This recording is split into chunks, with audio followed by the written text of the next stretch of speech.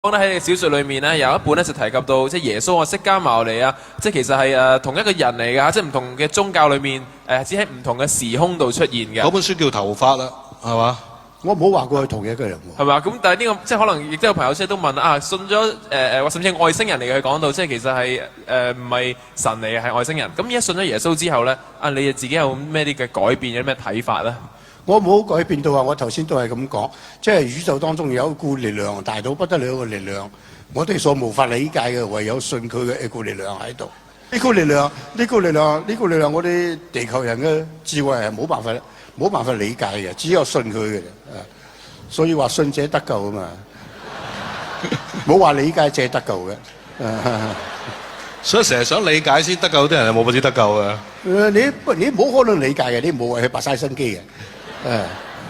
即係好似隻冷氣機，你個原理好科學嘅，我唔使明白佢點樣運作㗎，我只要近制得㗎啦嘛。好。另外一條問題咧，朋友咧就好想知道啦，佢好想開心快樂咁生活，但係又唔想放縱咁樣生活喎。咁點樣可以喺兩者之間咧攞到一個平衡咧？咁啊請三位解答一下嘅。哇，倪匡答係最好㗎啦。點解咧？即係又開心快樂又唔放縱。咩叫放縱我都唔明。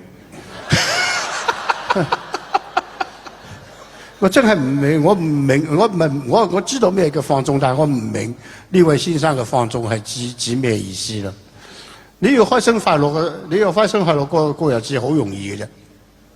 好似我咁個個都話我點解咁開心，我唔係咁開心啊，係我想唔到有咩事值得我唔開心。呢任何事情發生咗，無論咩事發生，我首先諗我可以唔開心，可以開心，由我自己決定嘅喎。係。唔開心對呢件事有冇幫助？冇，一啲幫助都冇，我不如開心啦。呢非常簡單啫。同埋我同倪匡接觸咁耐咧，就即係接觸咁耐意思，即係其實唔係好耐啦。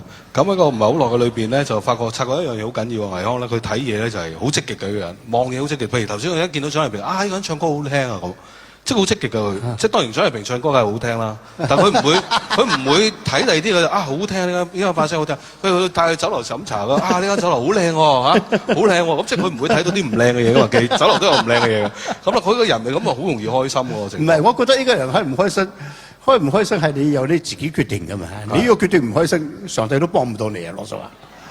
你決定開心嘅於是自然會開心啊嘛！呢個就係自由意志嘅問題啦。所以我見到好多基督徒信咗耶穌都唔開心，好慘嘅真係。係啊，你信咗耶穌。我哋成日叫人話信耶穌就開心啦咁，見到啲基督徒信咗耶穌都唔開心，我都唔知揾咩出路。佢唔交俾耶穌啊，乜嘢都交俾耶穌咪自然開心啦。係啊，你要交出嚟至得㗎嘛，你信咗之後